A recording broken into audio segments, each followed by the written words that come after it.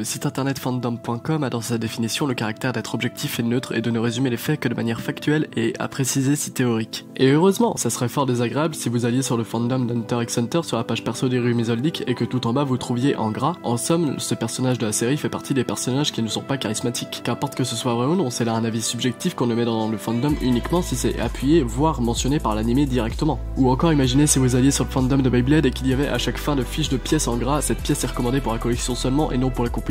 Ce qui voudrait dire que la dite pièce est nulle en fait. Attendez.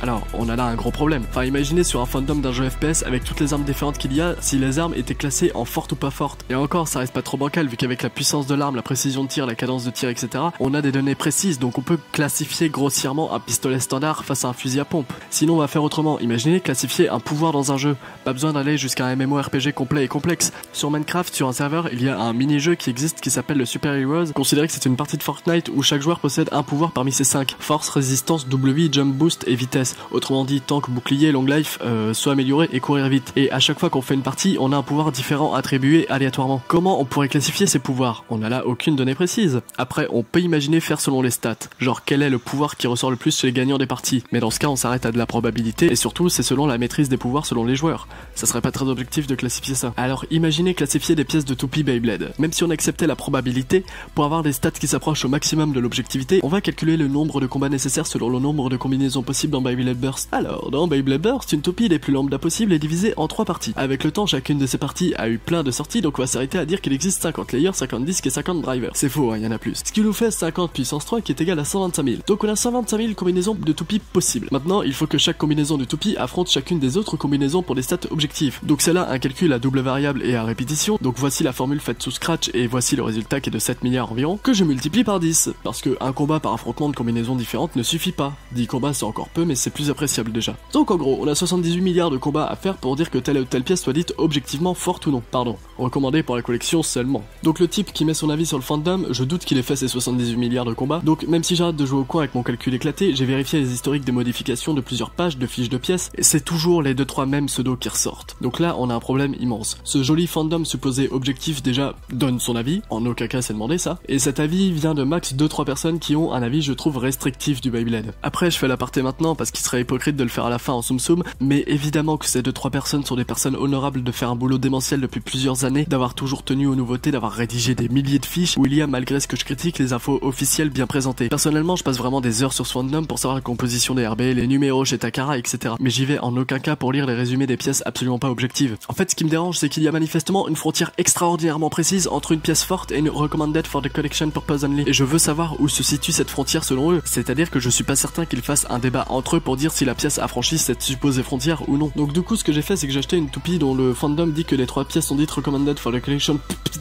Putain, j'arrête.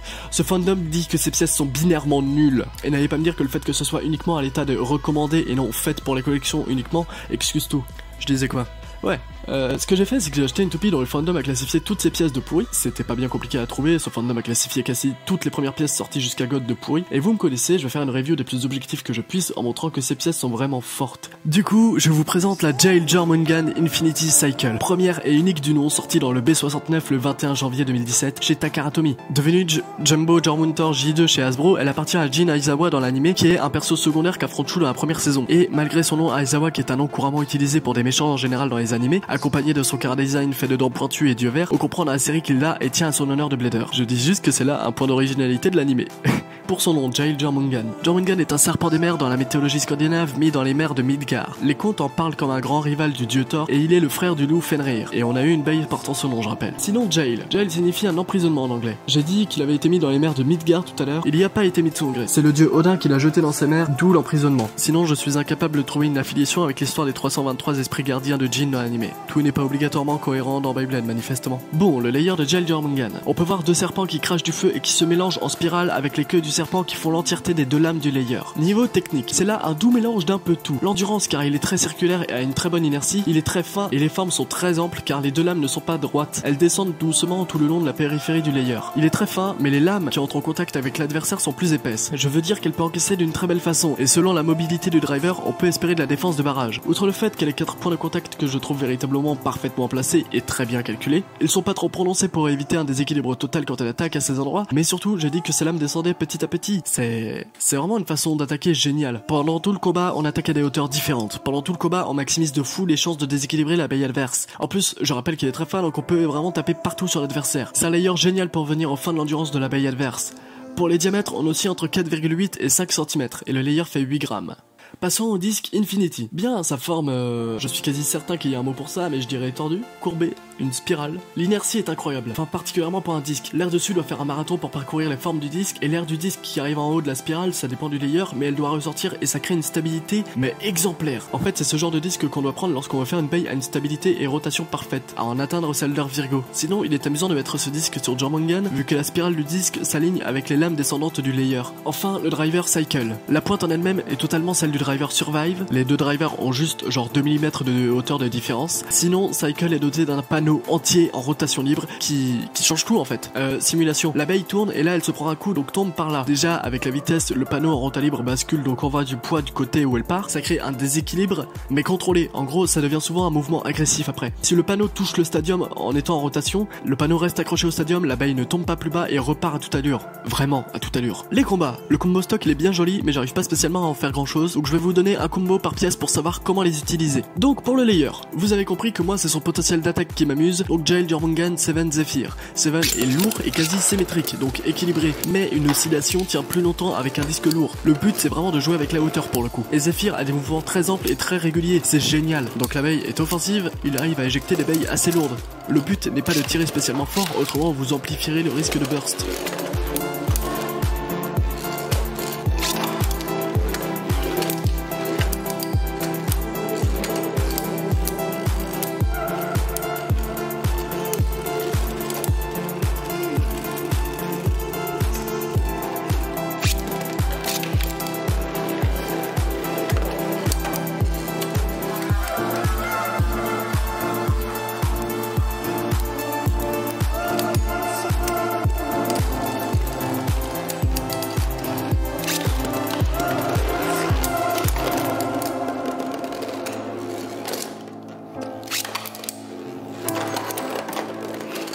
Le contre à ce combo serait peut-être Deep Chaos, car qu'importe la hauteur à laquelle on attaque, son attaque sera toujours atténuée par son gimmick.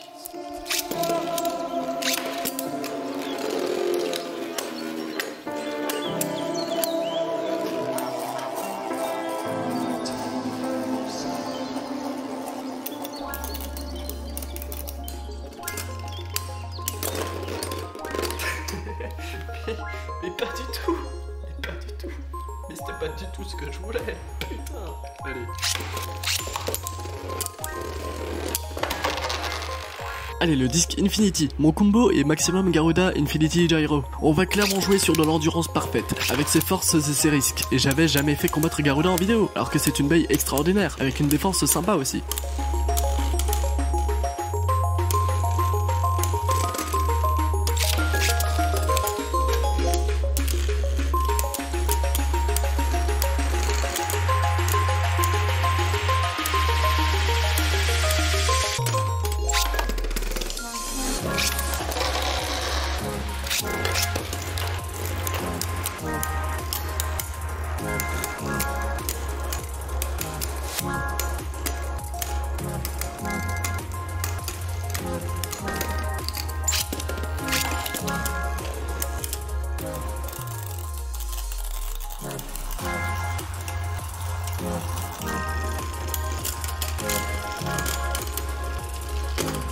Enfin le driver, le combo est Twin Nemesis Gravity Cycle. On va jouer avec le déséquilibre de Cycle et s'amuser de ses mouvements offensifs, parce qu'en plus ce driver a un très bon ressort. Twin Nemesis est en mode upper et vous remarquerez que ce combo a un physique un peu spécial.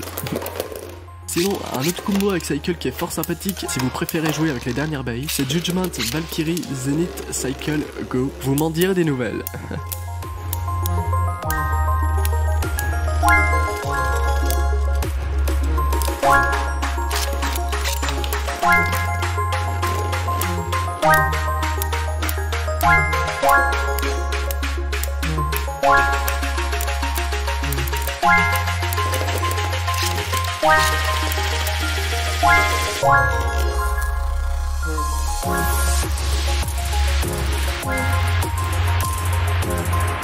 Bon, mon message de cette vidéo n'était pas de dire de ne plus aller sur le fandom. Mon message était de dire qu'il ne faut surtout pas prendre les fiches du fandom pour argent comptant. Vu la subjectivité des propos, c'est un avis en soi juste comme un autre. Faites ce que vous voulez de ma parole, mais je considère que leur façon de jouer restreint beaucoup le potentiel infini du Beyblade. Donc au final, faites vos tests et dites-moi vos combos, vos observations, suggestions, déductions, etc. Venez parler de tout ça sur le Discord de Beyblade Espace, c'est le meilleur endroit pour ça. Sur ce, c'était Castiel, et j'espère vous croiser dans le milieu du Beyblade à l'avenir. Salut!